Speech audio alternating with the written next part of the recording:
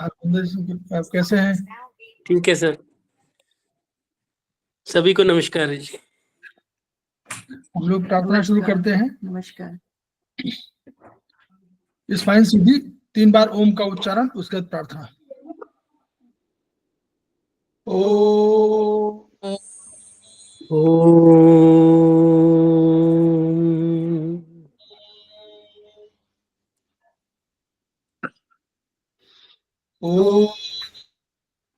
ओ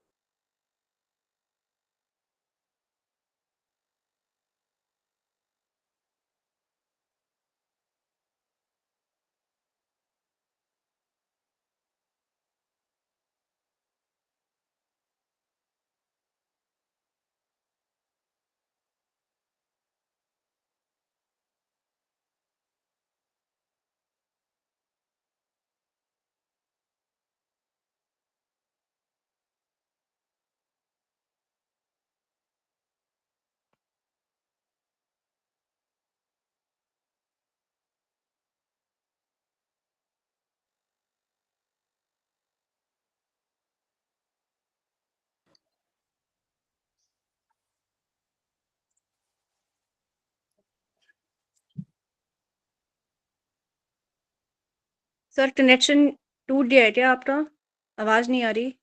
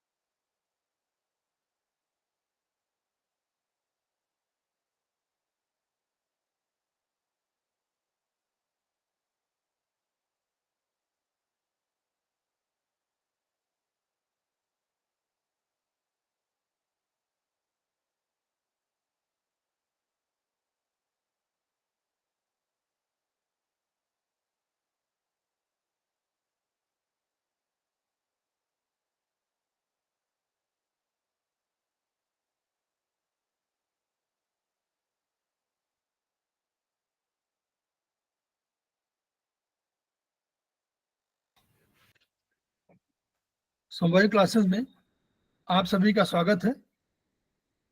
हमारे बीच में श्रीमती वर्षा श्रीवास्तव, उपाध्यक्ष समवाय फाउंडेशन, उपस्थित है, उनका स्वागत है। हमारे बीच में प्रीति अरोड़ा जी उपस्थित हैं, जो आज की फैकल्टी हैं और हमारे समवाय फाउंडेशन की प्रमोटर हैं, उनका स्वागत है। हमारे बीच में प्रियंका शर्मा जी उपस्थित हैं, उनका स्वागत है। हमारे बीच में मनीषा रबाडिया जी उपस्थित है, उनका स्वागत है। हमारे बीच में श्री हरगुरिंदर सिंह उपस्थित हैं, जो सीनियर थेरेपिस्ट हैं, उनका स्वागत है। हमारे बीच में रीता गांधी जी उपस्थित हैं, उनका स्वागत है। हमारे बीच में सुदेश मलिक जी उपस्थित हैं, उनका स्वागत है। हमारे बीच में पिंकी तोमर जी उपस्थित हैं, उनका स्वागत है। हमारे बीच में आदित्य राज जी उपस्थित हैं, उनका स्वागत है। इसके अतिरिक्त हमारे बीच अमित तोमर जी उपस्थित हैं, उनका स्वागत है। हमारे बीच में ब्रजमोहन कुशवाहा जी उपस्थित हैं, उनका स्वागत है। हमारे बीच में रेखा अग्रवाल जी उपस्थित हैं, उनका स्वागत है। हमारे बीच में संजय कुमार जी उपस्थित हैं, उनका स्वागत है। हमारे बीच में संजय सिन्हा जी उपस्थित हैं, उनका स्वागत है। आज पहली बार वो ज्वाइन कर रहे हैं। हमारे बीच में सुदेश मलिक जी उपस्थित हैं, उनका स्वागत है। इसके अतिरिक्त भी अन्य जो लोग जुड़े हुए हैं उनका स्वागत है।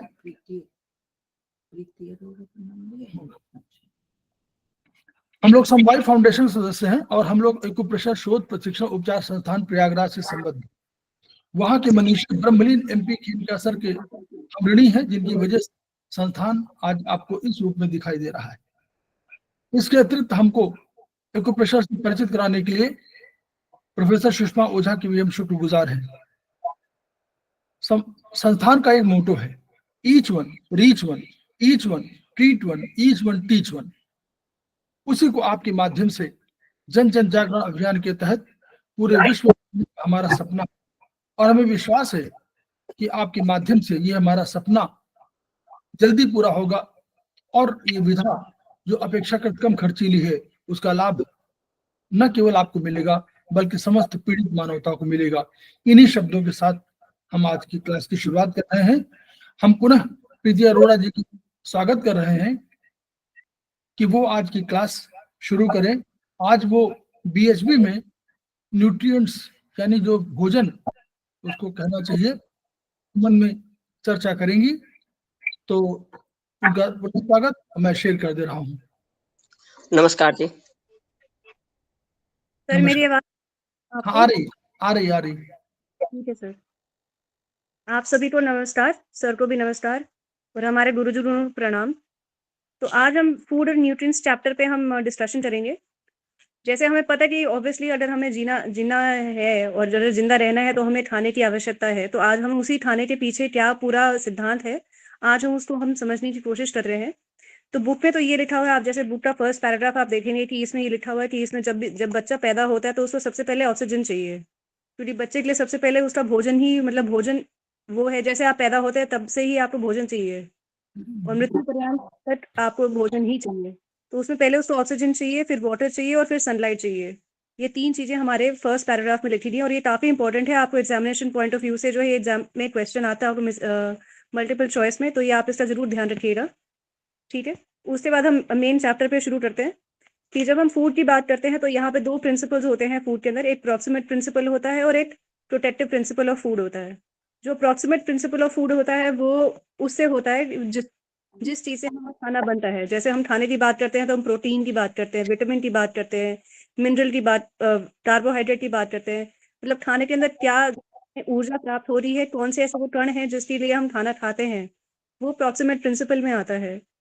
दूसरा प्रिंसिपल आपका है जो आपका प्रोटेक्टिव प्रिंसिपल ऑफ फूड है। प्रोटेक्टिव प्रिंसिपल जैसे ही नाम से ही समझ आ रहा है कि जो चीज आपको प्रोटेक्ट कर रही है, वो खाना जो आपको इम्यूनिटी प्रदान कर रहा है, आपको प्रोटेक्शन दे रहा है एक्सटर्नल पैथोजेनिक फैक्टर्स से। तो उसमें आपको विटामिन आ रहे हैं, मिनरल्स आ रहे हैं, आपको पानी आ रहा है। ये तीनों चीजें जो हम मिला के आपको प्रोटेक्ट करती हैं एक्सटर्नल एनवायरनमेंट से, और जो इंटरनल आपके अंदर जो गड़बड़ी चल रही है उससे आपको ये प्रोटेक्ट करती हैं। उसके बाद हम शुरू करते हैं। इसमें जब हमने बात की कि प्रॉक्सिमेट प्रिंसिपल ऑफ फूड, तो इसमें 3 कंपोनेंट्स हैं, प्रोटीन है, फैट है और कार्बोहाइड्रेट्स हैं। ठीक है जी। तो अब सबसे पहले हम फर्स्ट प्रिंसिपल पे आते हैं, फर्स्ट कंपोनेंट पे आते हैं उस प्रॉक्सिमेट प्रिंसिपल के, वो है प्रोटीन्स। तो प्रोटीन्स की हम जब बात करते हैं तो प्रोटीन्स जो है एक पॉलीपेप्टाइड है, जैसे हमारे बुक में लिखा हुआ है पॉलीपेप्टाइड है अकॉर्डिंग टू बायोकेमिकल साइंस। और इसको जो है ये अमीनो एसिड से बनता है। जैसे हमने पढ़ा था cell is the structural and functional unit of our body, तो उसी तरह से ही इसके अंदर जो उसका फंक्शनल यूनिट है प्रोटीन का, वो है अमीनो एसिड्स। आप किसी भी प्रोटीन को ब्रेक डाउन करेंगे तो आपको अमीनो एसिड ही मिलेगा, और आप बहुत सारे अमीनो एसिड्स को मिला देंगे तो आपको पॉलीपेप्टाइड मिल जाएगा, जिसको हम कहते हैं प्रोटीन।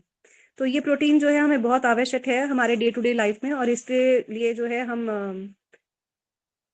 इसको हम समझ लीजिए, ये बात समझ सकते हैं कि इसमें 3 चीजें आपको समझनी चाहिए कि जब प्रोटीन की बात करते हैं तो प्रोटीन का स्मॉलेस्ट यूनिट है अमीनो एसिड। जब हम कार्बोहाइड्रेट की बात करते हैं तो स्मॉलेस्ट यूनिट उसका है ग्लूकोज। और जब हम फैट की बात करते हैं तो उसका स्मॉलेस्ट यूनिट है फैटी एसिड्स। ये तीनों उसके स्मॉलेस्ट यूनिट आपको हमेशा याद होने चाहिए, ये एग्जाम्स में आता है, आपको वाइवा में भी आता है। और प्रोटीन में समझने वाली बात यह है कि हमें प्रोटीन क्यों चाहिए शरीर में, ये काफी इंपॉर्टेंट है समझना। तो बुक के अकॉर्डिंग ही हम चलेंगे कि बुक फॉर्मेशन ऑफ सेल्स के लिए आपको प्रोटीन चाहिए, और बच्चों में चाहिए उनके बोन की डेवलपमेंट के लिए, उनके ग्रोथ के लिए। अडल्ट्स में हमें चाहिए प्रोटीन वेयर एंड टेयर के लिए, जो रोजमर्रा हमारे शरीर में चेंजेस होते हैं, जो हम दौड़ भाग करते हैं तो उससे जो शरीर में जो वेयर एंड टेयर होता है उसके लिए प्रोटीन हमें चाहिए। देन उसके बाद प्रेग्नेंट लेडीज को प्रोटीन चाहिए, क्योंकि वो उनके अंदर एक नवजात शिशु डेवलप हो रहा है, तो उसकी फॉर्मेशन के लिए, एम्ब्रियो की फॉर्मेशन के लिए प्रोटीन चाहिए हमें। फिर मदर्स को चाहिए ताकि उनके अंदर ब्रेस्ट मिल्क जो है बने, उसके लिए भी प्रोटीन चाहिए। और उसके बाद फिर बोन्स है, मसल्स है, बॉडी फ्लूइड्स हो रहे हैं, आपके एंजाइम हो गया, आपका हार्मोन हो गया, आपकी एंटीबॉडीज हो गई। तो ये सब चीज़ें जो हैं आपको प्रोटीन से मिलती हैं। तो आप जब भी प्रोटीन युक्त भोजन करेंगे तो ये सब चीज़ें जो हैं आपको मिलेंगी उससे। तो ये हमने समझ लिया प्रोटीन के बारे में। और फिर बुक में आप ये लिखा हुआ है, वेजिटेरियन प्रोटीन के बारे में लिखा हुआ है, नॉन वेजिटेरियन प्रोटीन के बारे में लिखा हुआ है। तो उसमें सिर्फ यही लिखा हुआ है कि वो जो है आपके डाइजेस्टिव सिस्टम में आपने जब जैसे प्रोटीन खाया, क्योंकि जो वेजिटेरियन है वो प्लांट प्रोटीन खाएगा, जो नॉन वेजिटेरियन है वो एनिमल प्रोटीन खाएगा। तो दोनों प्रोटीन, चाहे वो प्लांट के सोर्स से आ रहा हो या एनिमल के सोर्स से आ रहा हो, दोनों का मूल और जड़ जो है अमीनो एसिड्स ही हैं। तो वो अमीनो एसिड्स की ही बात की रही है कि अमीनो एसिड जब ब्रेक डाउन हो जाते हैं तो आपकी स्मॉल इंटेस्टाइन में एब्जॉर्ब होते हैं और फिर वो लिवर के पास जाते हैं और आपकी दूसरे सेल्स में जाते हैं बॉडी में, जिसकी वजह से आपको जो है एनर्जी मिलती है। और जब प्रोटीन ब्रेक डाउन होता है, कैटाबोलिज्म का मतलब होता है, जैसे बॉडी में लिखा हुआ है, body catabolism of 1 gram of protein produces 4.2 kilo calories of energy. तो कैटाबोलिज्म का मतलब ये होता है कि जब एक चीज जो है छोटे अवयवों में जब बांटी जाती है, काटी जाती है, तो उसको हम कैटाबोलिज्म कहते हैं। ठीक है जी। मेटाबॉलिज्म अलग चीज होती है, वो आपकी एनर्जी से होती है कि आपके अंदर मतलब कितनी स्फूर्ता है, कितनी शक्ति है काम करने की। और कैटाबोलिज्म वो है जो आप खाना खाते हैं, चाहे प्रोटीन हो, चाहे फैट हो, चाहे कार्बोहाइड्रेट हो, उसको जब ब्रेक डाउन किया जाता है बॉडी में, बॉडी के, ताकि उसको अपने रूप में यूज कर सके, तो उसको हम कैटाबोलिज्म कहते हैं। तो जब प्रोटीन को आप लेते हैं तो 1 ग्राम ऑफ प्रोटीन से आपको 4.2 किलो कैलोरीज ऑफ एनर्जी मिलती है बॉडी में। ये हमारी बुक में मेंशन्ड है। ठीक है जी। उसके बाद फिर यहाँ पे फिर डिफरेंट फूड आइटम्स लिखी गई हैं, आपकी शुगर के बारे में लिखा हुआ है, ऑयल के बारे में है, फैट के बारे में है, कि ये सब सोर्सेज ऑफ प्रोटीन है। और उसके बाद फिर रिच इन प्रोटीन फूड भी लिखे हुए हैं, इसमें मीट है, फिश है, egg, oil, seeds and nuts, ये सब लिखा हुआ है, मिल्क भी लिखा हुआ है। और फिर इसमें एसेंशियल अमीनो एसिड्स भी आपके मेंशन है इस बुक के अंदर। और फिर सबसे इंपॉर्टेंट बात जो इसमें ये लिखी गई है कि इसमें जो प्रोटीन की आवश्यकता मात्रा जो हम चाहते हैं समझना, हमें पता हो कि हमें कितना प्रोटीन खाना चाहिए। तो जितना आपका वेट है उससे पर केजी के हिसाब से 1 ग्राम प्रोटीन आपको लेना पड़ता है। ठीक है जी। 1 gram of protein for every kilogram of your body weight, that is the quantity of protein जो हमें खाना चाहिए। उसके बाद ये हमारे डाइट में जो है 15% इसका कॉम्पोनेंट होना चाहिए, और 50% जो है एनिमल या एनिमल प्रोडक्ट्स से जो है हमें ये मिलना चाहिए।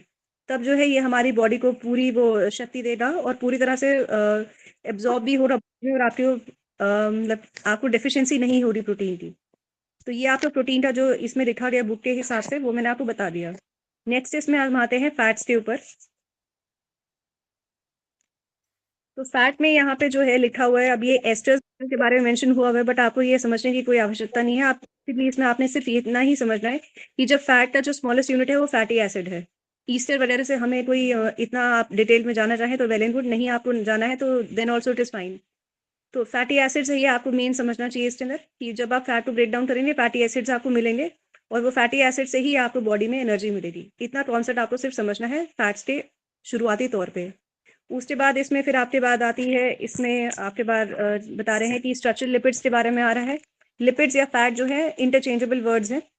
लिपिड्स जो है वो ब्रॉडर होता है, और फैट जो है स्पेसिफिक होता है। जैसे हमने आयुर्वेद में पढ़ा कॉमन एंड स्पेसिफिक, तो ये लिपिड जो है कॉमन कैटेगरी ऑफ फैट्स है, और फैट जो है उसका एक पार्ट है।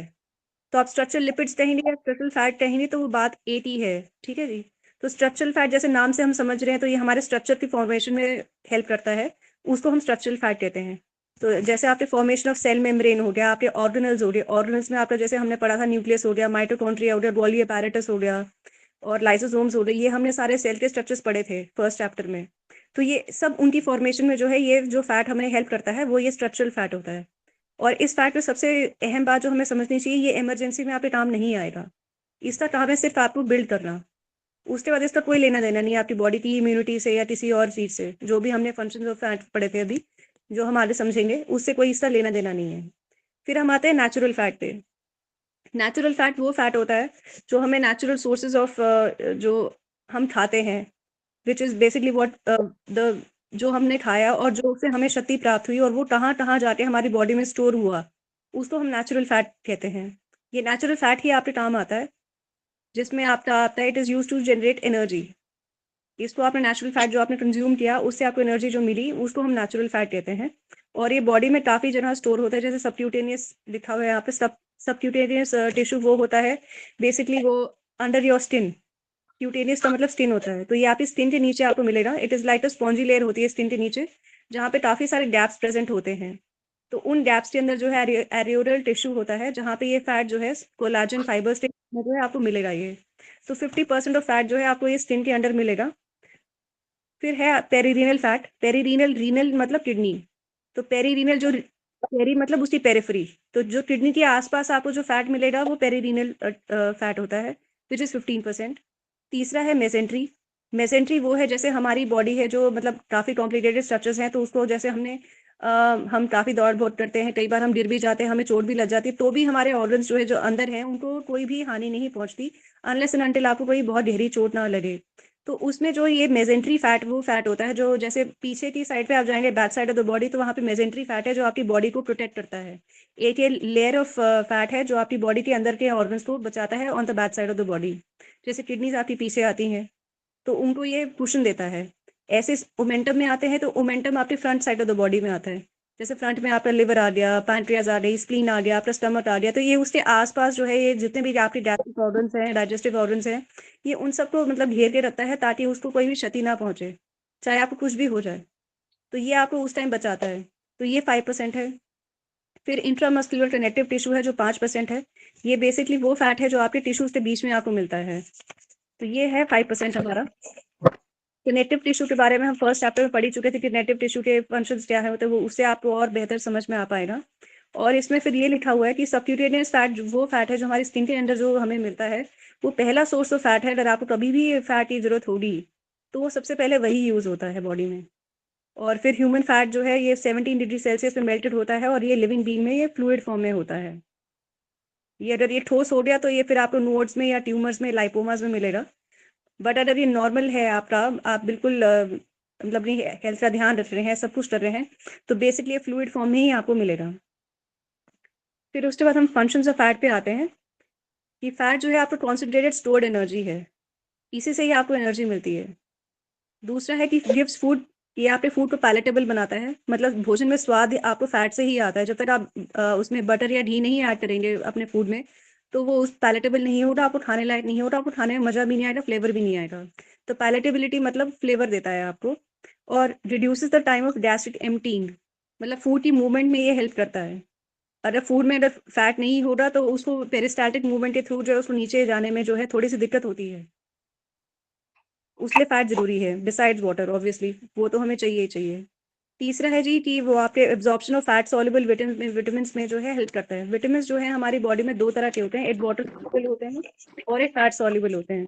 जो वाटर सॉल्युबल होते हैं वो विटामिन डी एंड सी होते हैं, और जो फैट सॉल्युबल विटामिन होते हैं वो ए, बी, ई और के होता है। तो ये इन सब विटामिन को जो है फैट जो है उसको सॉल्युबल करता है आपके बॉडी में। लास्ट पॉइंट आपका ये है, it is necessary for the growth of your body. आपको बॉडी में कोई भी ग्रोथ चाहिए, कुछ भी चाहिए, बच्चे बढ़ते हैं तो हमें ऑब्वियसली फैट चाहिए ही चाहिए। इट इज नॉट, फैट से ये नहीं आपने समझना कि वो फैट है तो बुरा ही है, मोटापा ही है। इट इज नॉट दैट, ये बिल्कुल हमें आवश्यक है हमारे लिए।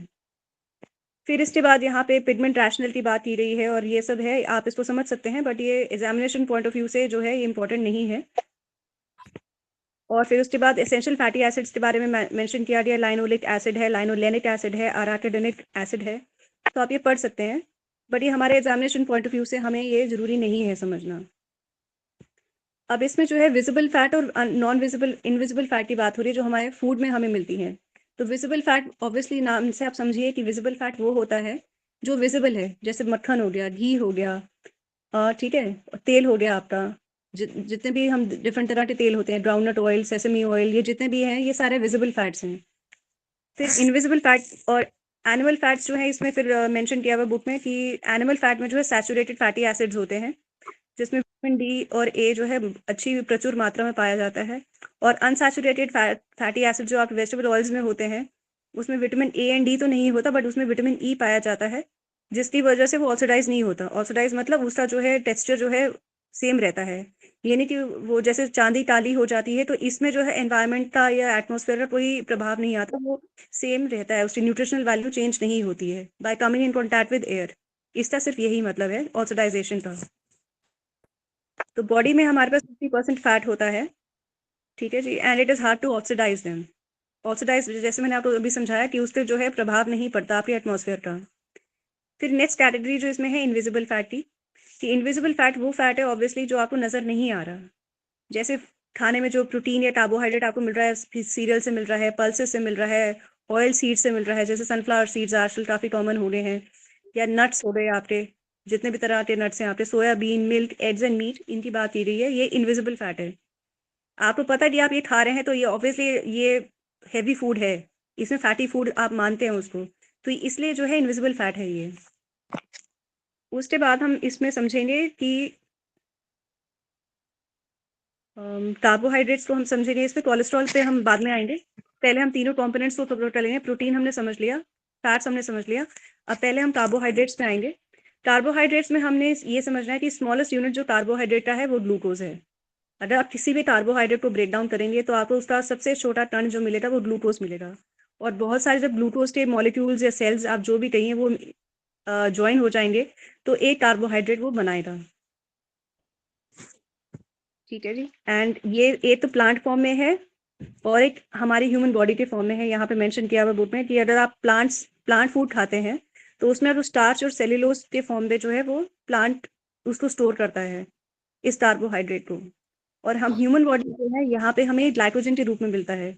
और ग्लाइकोजन से आपको याद आएगा लिवर, कि लिवर में जो है ग्लाइकोजन के रूप में जो है एक्स्ट्रा जो भी होता है ये वहाँ पे जाके स्टोर हो जाता है। कार्बोहाइड्रेट जो भी आपको यूज करने होते हैं तो वहाँ पे स्टोर होता रहता है, और फिर जैसे जैसे आपकी रिक्वायरमेंट होती है तो ये वहाँ से आपको लिवर जो है उसको मेटाबोलाइज करता रहता है, सिंथेसाइज करता रहता है, और फिर उसको एनर्जी के रूप में कन्वर्ट होकर वो आपकी बॉडी में आपको बेनिफिट देता है। फिर यहाँ पे मेंशन किया गया हमारी बुक में कि जो आपको एनिमल्स और वेजिटेशन से जो मिलता है कार्बोहाइड्रेट, वो आपका बॉडी जो है उसको पचा सकता है, क्योंकि उसको फिर वो कैसे ब्रेक डाउन करते हैं मोनोसेटेराइड्स में, ग्लूकोज, फ्रुक्टोज में, इसको कैसे ब्रेक डाउन करता है ये समझाया गया है। और उसी तरह से ये बॉडी जो है इसको इसी तरह से पचा सकती है, तो इसलिए उसकी वो डिफरेंट फॉर्म्स जो है हमें समझाए गए हैं कि इसके बाद फिर पूरे सेल्स ऑफ द बॉडी जितने भी हमारे हैं तो उसमें ये फ्यूल के रूप में जो है दिया जाता है, पूरी बॉडी में डिस्ट्रीब्यूट किया जाता है। और ये कार्बोहाइड्रेट्स इसलिए इंपॉर्टेंट है क्योंकि ये मेन सोर्स ऑफ एनर्जी है। आपकी जितनी भी एनर्जी आपको चाहिए होती है रोजमर्रा की लाइफ में, वो आपको कार्बोहाइड्रेट से ही मिलती है। फिर इसमें मेंशन है आपका कि एक्स्ट्रा क्वांटिटी जो ग्लूकोज की है वो ग्लाइकोजन के रूप में ट्रांसफर हो जाती है और वो लिवर में स्टोर हो जाती है, और बोन मसल्स में जो है स्टोर होती है। फिर यहाँ पे 70 kg एक आदमी का वो एग्जाम्पल दिया गया है, जिसमें अगर आप एक अप्रोक्सीमेट वैल्यू लेके चलेंगे तो उसमें बोन मसल्स में सबसे ज़्यादा मिलेगा आपको कार्बोहाइड्रेट, फिर लिवर में कितना मिलेगा, फिर एक्स्ट्रा ECF का मतलब है आपका extra cellular fluid. Extra cellular fluid जो आपके सेल्स के आसपास होता है, जो उसके बाहर का जो लिक्विड है वो उसमें कितना मिलेगा, और फिर ब्लड में आपको कितना मिलेगा। तो ये उसकी जो है मात्रा आपको बताई गई है।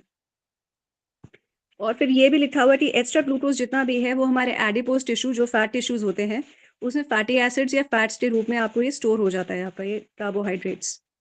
और ये कैपेसिटी जो ग्लूकोज को स्टोर करने की है वो अनलिमिटेड है, बट ये पर्सन टू पर्सन जो है वेरी करती है।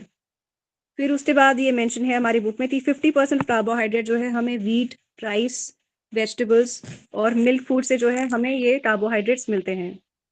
आपने नोटिस किया होगा जब आपने सुबह से कुछ नहीं खाया, आपने 2 रोटी खाई तो आपको इतनी एनर्जी मिल जाती है कि आप चलने लायक हो जाते हैं, जहां तक आप क्षतिहीन थे अभी तक। और जैसे ही आपने इसको व्हीट या सीरियल को या राइस को आपने खाया तो आपको इंस्टेंट एनर्जी मिलती है उससे।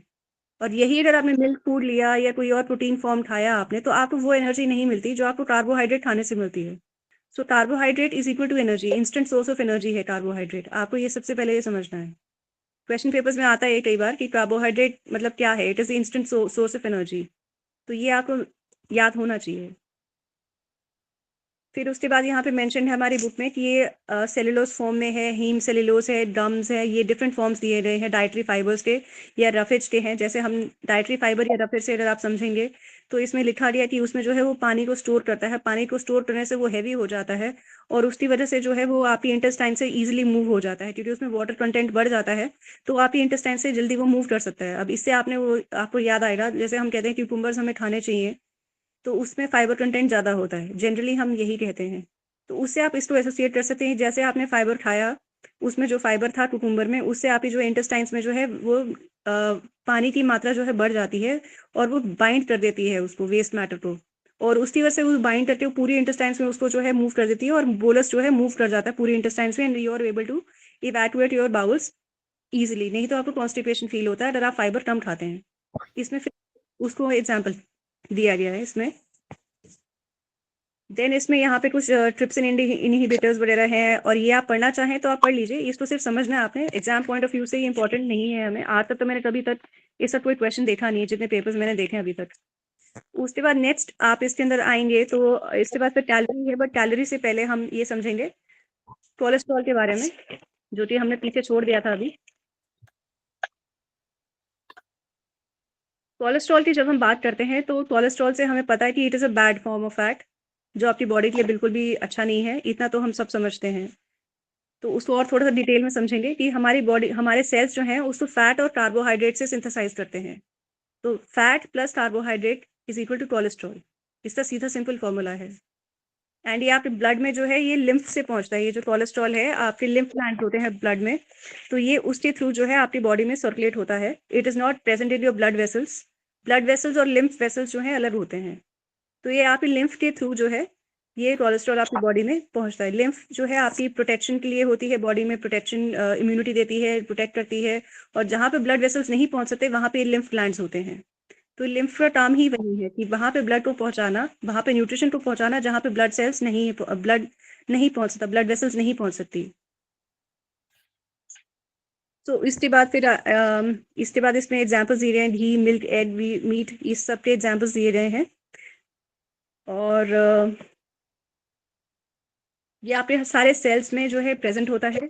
इसमें जो समझने वाली बात है जिस पे आपको फोकस करना चाहिए कि हर आपके सेल में ये प्रेजेंट है, और मैक्सिमम ये लिवर में एड्रिनल कॉर्टेक्स जो है आपके एड्रिनल ग्लैंड्स होते हैं आपकी किडनी के ऊपर, उसका जो बाहरी हिस्सा है तो उसको हम एड्रिनल कॉर्टेक्स कहते हैं। तो ये लिवर में आएगा, एड्रिनल कॉर्टेक्स में आएगा, आपके सेक्स ग्लैंड्स में आएगा, और रेटिक्यूलो एंडोथेलियल सेल्स में जो है ये कोलेस्ट्रॉल में पाया जाता है। और ये इसलिए हमें थोड़ा सा चिंता का विषय कोलेस्ट्रॉल इसलिए बनता है क्योंकि इसके जो है वो आप इसको इजीली जो है खपत नहीं कर सकते हैं इसकी। You can not burn this, जैसे आप फैट को बर्न कर सकते हैं to get rid of fat. आप मोटे हो गए, आपने थोड़ा सा एक्सरसाइज किया, व्यायाम किया, तो आपने अपने फैट को बर्न कर लिया। But cholesterol which is also having fat plus carbohydrate ही है ये कोलेस्ट्रॉल, बट इस फैट को आप बर्न नहीं कर सकते हैं। तो इसलिए जो है ये आपकी बॉडी में जो है जमा हो जाता है, ये फैट और कार्बोहाइड्रेट मिलके जो है कोलेस्ट्रॉल बनाते हैं, और फिर ये वैट्स बन जाता है, वैक्सी सब्सटेंस बन जाता है जो आपकी आर्टरीज को, आपके ब्लड वेसल्स को जो है उसकी जो ल्यूमन होती है उसको ये नैरो कर देता है। ल्यूमन मतलब जो भी हमारी ब्लड वेसल्स हैं उसके जो डायमीटर है, उसकी जो गोलाई है, उसके ऊपर जो है जमा होना शुरू हो जाता है। तो उसकी वजह से जो है वैक्स बननी शुरू हो जाती है बेसिकली। तो इसलिए जो है थोड़ा सा हमारे ये चिंता का विषय बन जाता है। तो ये आपको एनर्जी नहीं देता। आपके एनिमल प्रोडक्ट्स में मिलता है, आपको घी, मिल्क, एग्स और मीट में मिलता है, बट ये आपके वेजिटेबल्स में या प्लांट फूड में या प्लांट प्रोडक्ट्स में आपको ये नहीं मिलता। ये आपको एनर्जी नहीं देता, और इसकी जो नॉर्मल वैल्यू आपकी ब्लड में होनी चाहिए 150 टू 240 मिलीग्राम % होनी चाहिए। उसके बाद इस कोलेस्ट्रॉल के भी कुछ फंक्शंस हैं। It is not that cholesterol is all bad, इसके भी कुछ यूटिलिटी है हमारी बॉडी में। ये जो हमारे सेल मेम्ब्रेन है उसको ये फॉर्म करता है, जो सेल की आउटलाइन है ये उसको हेल्प करता है बनाने में। उसके बाद ये सिंथेसिस ऑफ बाइल सॉल्ट की बात की गई है इसमें। बाइल सॉल्ट है, जैसे हमें पढ़ा था कि लिवर जो है वो बाइल प्रोड्यूस करता है जो कि गॉल ब्लैडर स्टोर करता है, उसी बाइल का एक छोटा सा पार्ट होता है बाइल सॉल्ट। तो ये बाइल सॉल्ट जो है वो कोलेस्ट्रॉल से ही बनता है। So that is the reason why this cholesterol is also having a formation in big hand in the formation of bile in your body. Then ये आपको sex, synthesis of sex hormones, ये sex hormones बनाने में भी आपकी मदद करता है शरीर में।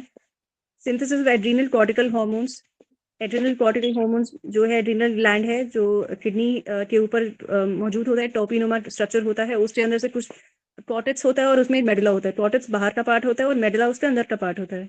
तो दोनों पार्ट से डिफरेंट डिफरेंट हार्मोन्स निकलते हैं। तो ये उन हार्मोन्स को है जो सिंथेसाइज करता है ये कोलेस्ट्रॉल आपका। और लास्ट पॉइंट है इसका विस्कोसिटी टू ब्लड। विस्कोसिटी मतलब थिकनेस देना ब्लड को, ताकि ब्लड की जो है वो थिकनेस प्रॉपर रहे। अगर ब्लड पतला हो जाता है तो भी प्रॉब्लम है, ज़्यादा थिक हो जाता है तो भी प्रॉब्लम है। तो ये उसको बिल्कुल मिनिमम मतलब ऑप्टिमम लेवल पे रखता है उसको, विस्कोसिटी को। तो ये कोलेस्ट्रॉल का हमें इसकी ये यूटिलिटी है। अब कुछ इसके डिसएडवांटेजेस भी हैं जिससे हम काफ़ी फेमिलियर हैं कि कोलेस्ट्रॉल जो है और जब फैटी एसिड्स के साथ मिलता है आपकी बॉडी में, अगर आपने ज़्यादा फैट खाना शुरू कर दिया, आप एक्सरसाइज नहीं कर रहे हैं, तो नेचुरली आपकी बॉडी में फैट बढ़ रहा है। तो जब कोलेस्ट्रॉल के साथ ये फैटी एसिड्स मिलते हैं तो आपकी बॉडी में जो है वैट्स बननी शुरू हो जाती है। और इसी वैट्स को हम जैसे आर्टरीज में आर्थरोस्क्लेरोसिस हो जाता है, आर्टीरियस्क्लेरोसिस हो जाता है। जब आर्टरीज की वॉल्स पे आ जाता है तो वो आर्टीरियस्क्लेरोसिस हो जाता है। अगर ऐसे ये क्लॉट्स बन के आपके जमने लग गया कहीं पे, तो कई बार ये क्लॉट्स बन के जो है ब्रेन में चले जाते हैं, उसको थ्रोम्बोसिस कहते हैं। तो ये क्लॉट्स बन के कहीं पे भी ये जमा हो सकता है। तो आप ये आपके ब्लड में कहीं पे भी क्लॉट हो सकता है और ये कहीं भी क्लॉट कहीं पे भी आपके शरीर में जाके ये जमा हो सकते हैं। और जहाँ पे वो क्लॉट सेटल हो जाता है तो फिर नेचुरली वो ब्लड फ्लो को इनहिबिट करेगा और ब्लड फ्लो को रोकेगा, तो उसकी वजह से और एसोसिएटेड हेल्थ प्रॉब्लम्स आ जाती हैं। कई बार आदमी कोमा में भी चला जाता है उसकी वजह से। तो आपकी आर्टरीज को ये कवर कर देता है और आर्टरीज के जो ल्यूमन है, जो डायमीटर है, मैंने पहले बताया था, तो उसको ये कम कर देता है। उसकी वजह से ही आपके हार्ट अटैक्स आ जाते हैं या आपकी आर्टरीज में ब्लॉकेज आ जाती है। तो ये उसकी वजह से जो है हमारे हेल्थ को अफेक्ट करता है। सेकेंड पॉइंट इसके अंदर ये है कि इसकी वजह से थ्रोम्बोसिस हो जाती है। इसमें कुछ एग्जाम्पल्स ये यहाँ पे मायोकार्डियल इन्फेक्शन है, ये हार्ट से रिलेटेड है कि आपके अंदर जो मायोकार्डियम में हमने पढ़ा था, जैसे हार्ट की 3 लेयर्स होती हैं, तो उन लेयर्स में से किसी भी लेयर को इफेक्ट करता है तो ये मायोकार्डियल इन्फेक्शन हो जाता है। सेरेब्रल थ्रोम्बोसिस, बेसिकली ये जो क्लॉट है आपका, जो ये फैट और कोलेस्ट्रॉल का जो ये है क्लॉट है, जो ये बनता है आपके अंदर क्लॉट, वो आपके सेरेब्रल में जाता है, आपके माइंड में जाके वो कहीं पे भी जमा हो सकता है। सेरेब्रल थ्रोम्बोसिस हो गया, या इश्यमिक गैंग्रीन हो गया ऑफ एनी एक्सट्रीमिटीज, आपके हाथों या पैरों में गैंग्रीन हो जाती है। तो that is all because of excess of cholesterol. अब ये कोलेस्ट्रॉल जो है 2 टाइप का होता है। एक एलडीएल होता है, लो डेंसिटी लाइपोप्रोटीन, और एक हाई डेंसिटी लाइपोप्रोटीन। तो लो डेंसिटी लाइपोप्रोटीन जो है बैड कोलेस्ट्रॉल होता है, क्योंकि ये जमने की इसमें ज़्यादा क्षमता होती है, ये डिपॉजिट होता है। और जो आप एचडीएल कोलेस्ट्रॉल है, हाई डेंसिटी लाइपोप्रोटीन, ये अच्छा गुड कोलेस्ट्रॉल माना जाता है, बिकॉज ये कैरियर है इन चीज़ों का जो हमने पीछे पढ़ी हैं अभी। बाइल सॉल्ट्स हो गया, सेक्स हार्मोन्स हो गए, एड्रेनल कॉर्टिकल हार्मोन्स हो गए, ये इन सब का कैरियर है। इन सब चीज़ों में आपकी बॉडी को ये हेल्प करेगा, सेल मेम्ब्रेन बनाने में हेल्प करेगा, विस्कोसिटी देगा आपकी ब्लड को। तो ये एचडीएल है।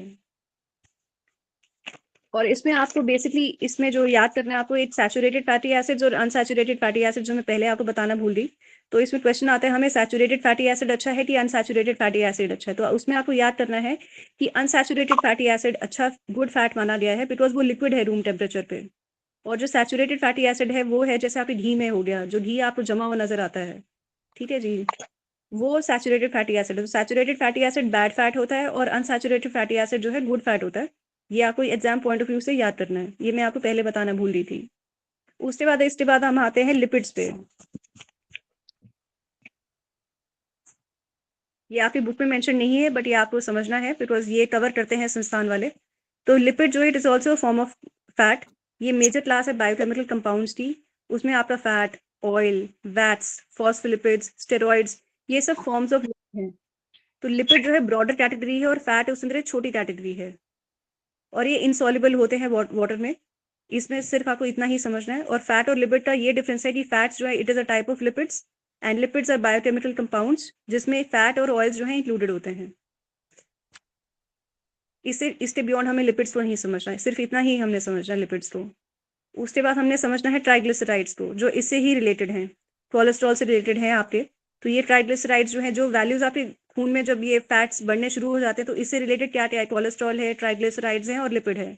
जैसे हम लिपिड प्रोफाइल करवाते हैं जब वो ब्लड टेस्ट करवाने जाते हैं, तो ये तीनों इसी से रिलेटेड हैं। तो ये तीनों चीजें हमें समझनी है। प्रोटीन, फैट्स, कार्बोहाइड्रेट्स आपने समझ लिए, उसके बाद आप लिपिड प्रोफाइल समझिए, उसके बाद आप ट्राइग्लिसराइड्स का कॉन्सेप्ट समझिए, और उसके बाद आप ये लिपिड्स का कॉन्सेप्ट समझिए क्या है। ये सब एसोसिएटेड कॉन्सेप्ट है।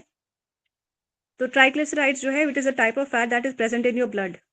जैसे आपने एक्सेस फैट खाया उसकी वजह से आपकी बॉडी में नेचुरली कैलोरीज बढ़ेंगी। अगर आप उस कैलोरीज को बर्न नहीं करेंगे तो कैलोरीज जो है आपकी बॉडी में बढ़ती जाएंगी, और जब आप इसको बढ़ती जाएंगी कैलोरीज, तो ये कैलोरीज बर्न नहीं हो रही है आपकी बॉडी में, तो अब बर्न नहीं हो रही है तो वो कहीं ना कहीं स्टोर होगी, बिकॉज हमने पढ़ा है कि एनर्जी जो है can not destroyed, it can only change its form.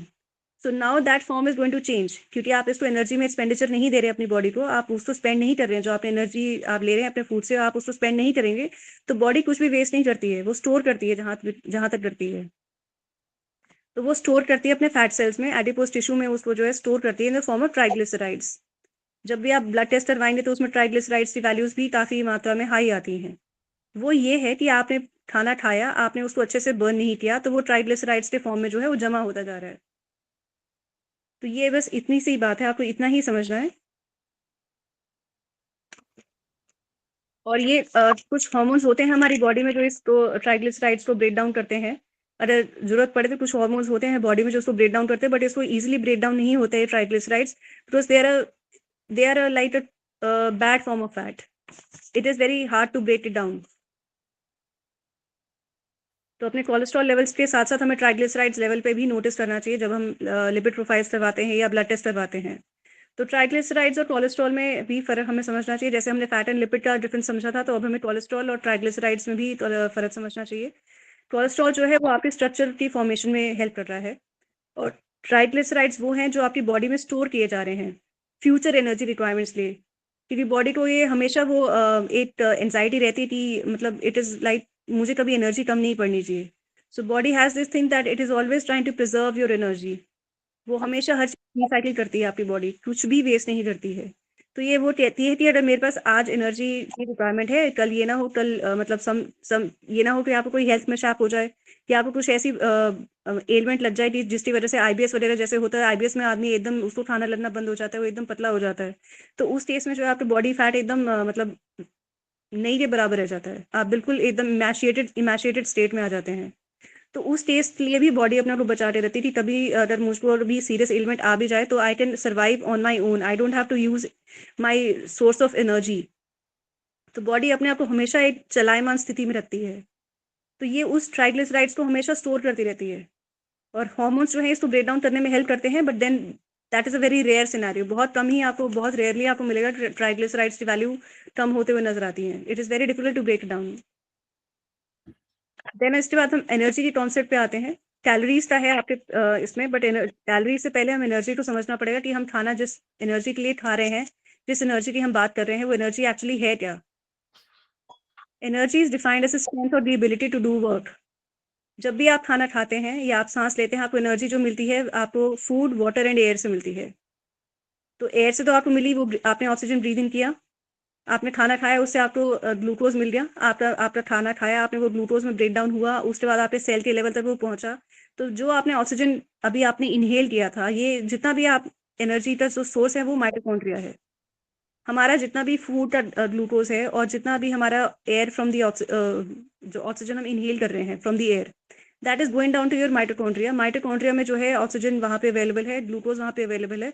तो ग्लूकोज के प्रेजेंस में जो है, ऑक्सीजन के प्रेजेंस में जो है ग्लूकोज बर्न आउट होता है, और उस बर्न आउट से कार्बन डाइऑक्साइड और वाटर और एनर्जी, ये तीन चीजें रिलीज होती हैं।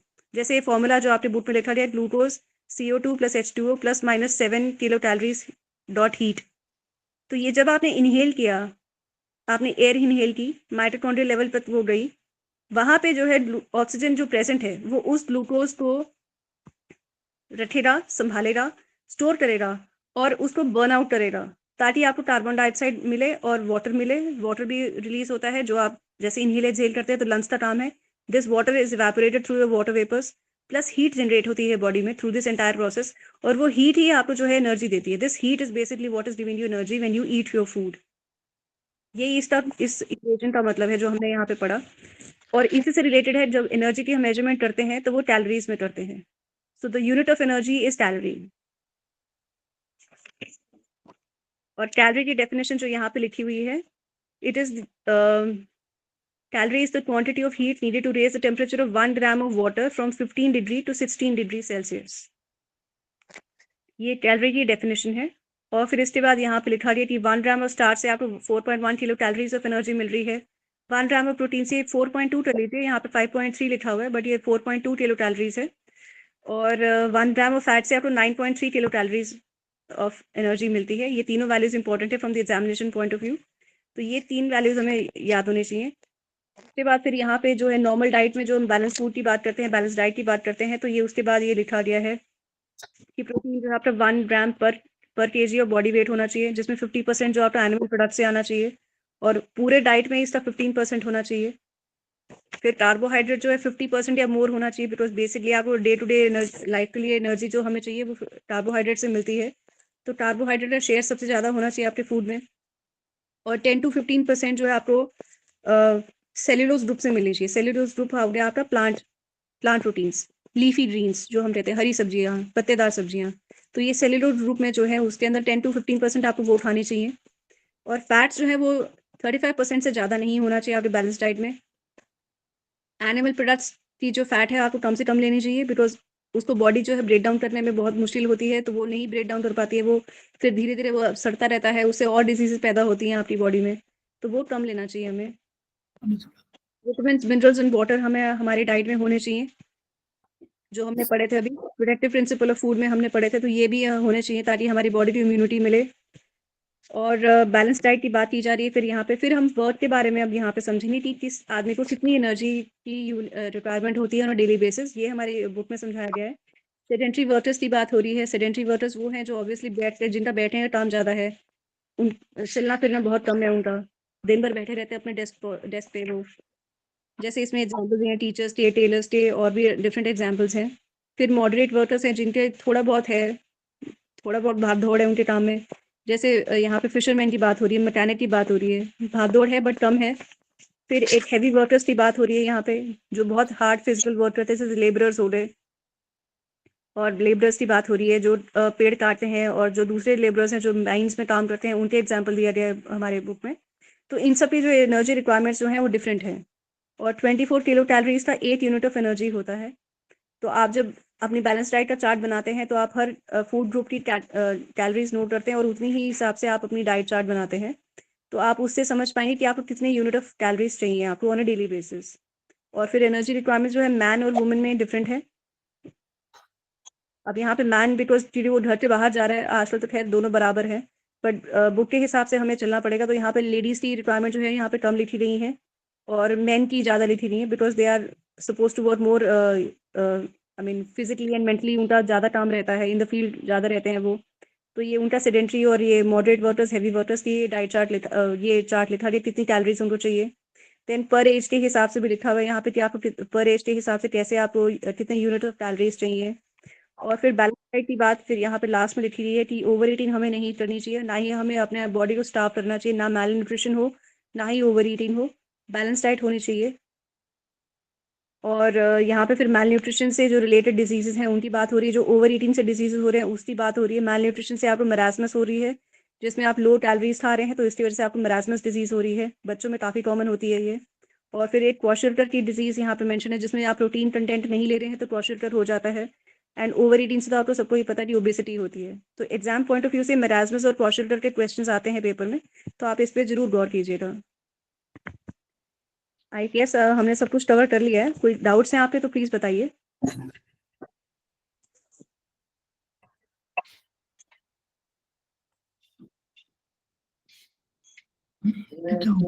No, very well explained. Thank you. Thank you ma'am. क्या हो रहा है? मीटिंग कहाँ चली गई? यहाँ कैंसिल हो गया। इसमें द्वारा इस- ये टॉप वाला ही है। चीजें पॉइंट करना चाहूंगी जो मैंने क्वेश्चन पेपर्स में नोटिस किया, आप अपनी बुक में मार्क कर सकते हैं। जहां से हो रहा है उसमें फंक्शंस ऑफ प्रोटीन आपको आने चाहिए वाइवा के एग्जाम्स के पॉइंट ऑफ व्यू से, और जो क्वेश्चन पेपर के पॉइंट ऑफ व्यू से मैं आपको पॉइंट आउट कर रही हूँ। तो ये प्रोटीन के क्या फंक्शन है हमारी बॉडी में, क्यों हमें प्रोटीन खाना चाहिए, वो इसमें मेंशन, ये आपको याद करना है। फिर जब यहाँ पे कि बर्थ के बाद बच्चे को क्या चाहिए होता है, ये क्वेश्चन काफी आपके मल्टीपल चॉइस में आता है। तो इसमें ऑक्सीजन हमें सबसे पहले चाहिए बच्चे को, एक ये क्वेश्चन आता है जो काफी कॉमन है आपका। क्या हुआ? और तीनों के आपको स्मॉलेस्ट यूनिट पता होने चाहिए, प्रोटीन का, फैट का, कार्बोहाइड्रेट का। फिर कोलेस्ट्रॉल किस किस से बन रहा है, आपके fatty acids plus your carbohydrates, उससे आपका कोलेस्ट्रॉल बन रहा है, ये आपको पता होना चाहिए। और नेचुरल फैट्स में क्या-क्या आ रहे हैं, ये पूछा जाता है वाइवा में। फंक्शंस ऑफ फैट आपको पता होना चाहिए और बेसिकली फंक्शंस आपको सबके आने चाहिए। जो भी चैप्टर आप करें उसमें फंक्शंस तो उसके आप याद कर ही लो। चाहे वो ऑर्गन, चाहे वो कंपोनेंट, उसका आप फंक्शन को याद कर लो, वो वाइवा में आता ही आता है। कोई भी पूछ सकता है उसमें। और आपको उसमें वैल्यूज पता होनी चाहिए कि प्रोटीन से कितनी किलो कैलोरीज आपको मिल रही है। ये तीनों वैल्यूज जो हैं काफी इंपॉर्टेंट है। ये ट्रिप्सिन इनहिबिटर जो आपके ये कार्बोहाइड्रेट मिल्क था, इसको आप लीव आउट कर दीजिए। आज तक कभी क्वेश्चन आया नहीं है, ना ही वाइवा में किसी ने आज तक पूछा मेरे हिसाब से, तो ये आप छोड़ सकते हैं। और इसमें कार्बोहाइड्रेट में ये सबसे इंपॉर्टेंट है कि कहाँ कहाँ पे ये ग्लाइकोजन के फॉर्म में कहाँ स्टोर हो रहा है, ये चीज आपको जरूर याद होनी चाहिए, ये इंपॉर्टेंट है। और जो लास्ट में मैंने आपको बताया कि उससे क्या डिजीजेस रिलेटेड है, मेरास्मस का, क्वाशरटर का, इसका क्वेश्चन आता है इस चैप्टर में, यही क्वेश्चंस आते हैं।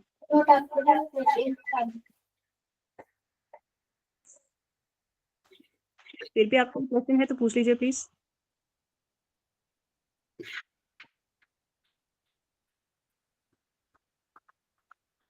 प्रीति ने बहुत अधिक जो है पूरे विस्तार से कई चीज बता दिया है ना, सारी सारी चीजों को शामिल किया है। कुछ जो किताब में नहीं वो भी शामिल किया हुआ है। आप लोग को अच्छा लगा? जी सर, बहुत अच्छा लगा।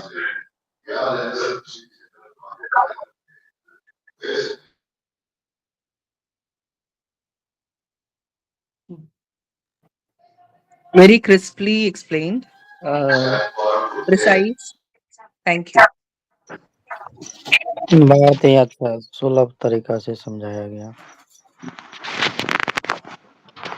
थैंक्स। आपने क्वेश्चन बहुत स्पीड में बोल दिए मैडम, हम लिख रहे थे। नहीं मैम, आप बुक में मार्क कीजिए ना। ओके, मैं दोबारा, कोई बात नहीं, आप बुक खोल लीजिए अपनी और मैं दोबारा बोल हाँ हाँ ओके, आपने बुक खोली, मैं बोलूँ दोबारा से?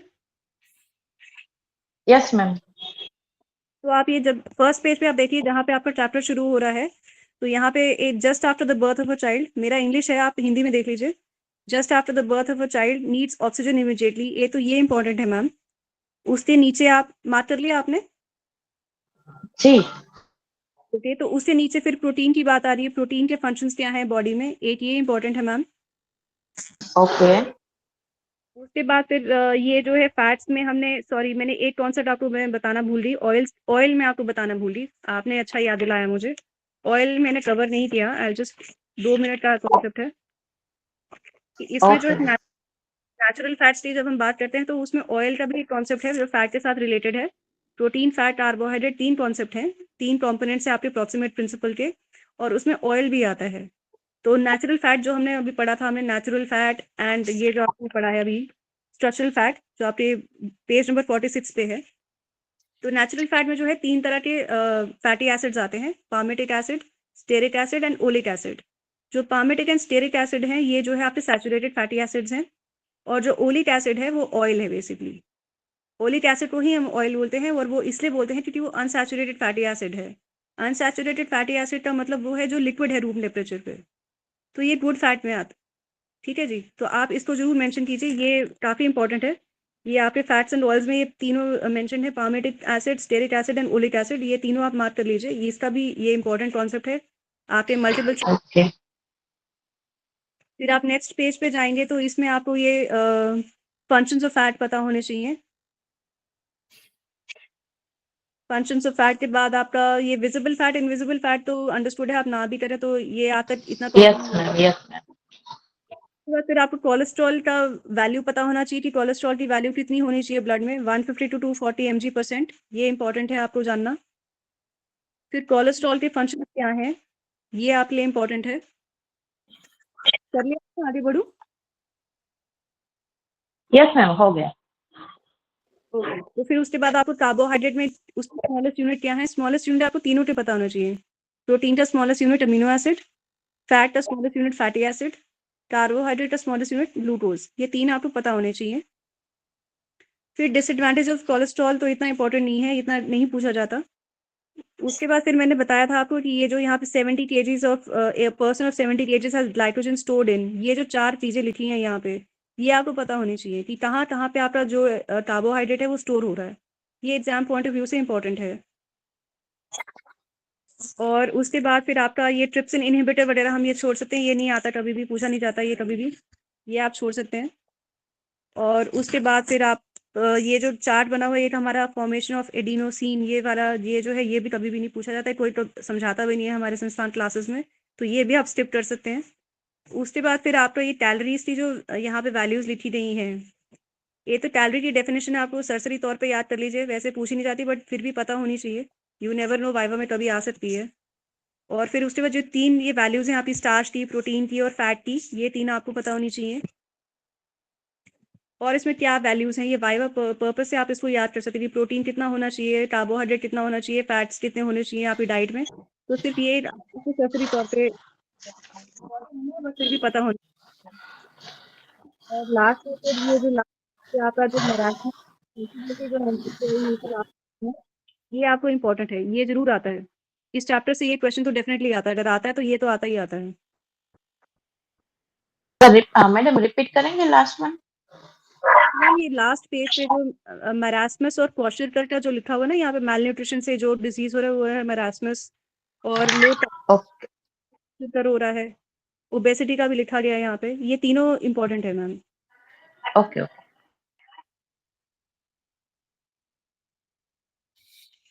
गुड, बहुत बढ़िया हुआ। और कोई क्वेश्चन और नहीं है ना? Thank you ma'am. हाँ, प्रीति ने बहुत बढ़िया पढ़ाया आप लोगों को। देखिए आप लोगों को पूरा सारा चीज बता भी दिया और सारी चीज को दोबारा समझा भी दिया कि इंपॉर्टेंट क्वेश्चन दोनों, मतलब एग्जाम की पैटर्न से आप देखें तो वो भी पॉइंट ऑफ व्यू से जो आपको याद रखना चाहिए वो याद रखिए आप। तो थैंक यू प्रीति।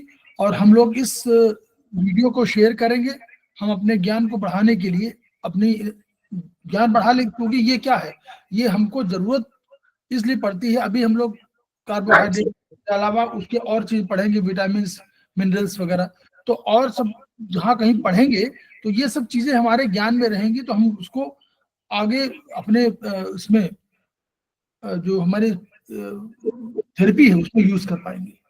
कैसे मालूम हुआ? माल न्यूट्रिशन मालूम हो रहा तो हमको कुछ बढ़ाना होगा, हम उसमें देखेंगे हमारा रक्त जो है कम हो जाएगा, ये सब कम होगा तो रक्त होगा ना, रक्त में सारी चीजें होती हैं, तो रक्त में आपको रक्त बढ़ाना होगा, तो उसके लिए कोई पॉइंट लगाने होंगे, चाहे चाइनीज में लगाइए चाहे आयुर्वेदिक में लगाइए, तो उसको मालूम कर लेंगे, उससे पूछ लेंगे भाई आपने क्या खाया, क्या पिया, क्या खाते हैं कैसे, तो उसके हिसाब से समझ जाएंगे कि हमारे इसमें ये एनर्जी कमी इन कारणों से भी है। और उन बीमारियों को समझने का मतलब अपने ज्ञान को बढ़ाना है, तो हम लोग पूरे ज्ञान को बढ़ाएं, शेयर करें, शेयर ना करें बल्कि इंटरेक्ट भी करें आपस में। ये क्वेश्चन जो हमारे ग्रुप में है, ग्रुप स्टडी में आप डालिए उसमें, और स्टडी ग्रुप्स में 1-2-3 बने हुए हैं उनमें डालिए, कोई ना कोई उसका उत्तर देगा, और अपने ज्ञान को बढ़ाइए। और हम लोग अल्टीमेटली हमारा एम क्या है, खेमका सर के सपने को पूरा करना, each one reach one, each one beat one, each one teach one. इन्हीं शब्दों के साथ हम लोग 2 मिनट का विराम लेते हैं और अभी बंद करते हैं। फिर हमारे तिवारी जी आ गए हैं, उनका स्वागत है, और फिर हम लोग दोबारा आते हैं 5 मिनट में, 3-4 मिनट में आते हैं, ठीक है? Thank you okay, sir. Thank you. Okay sir, okay.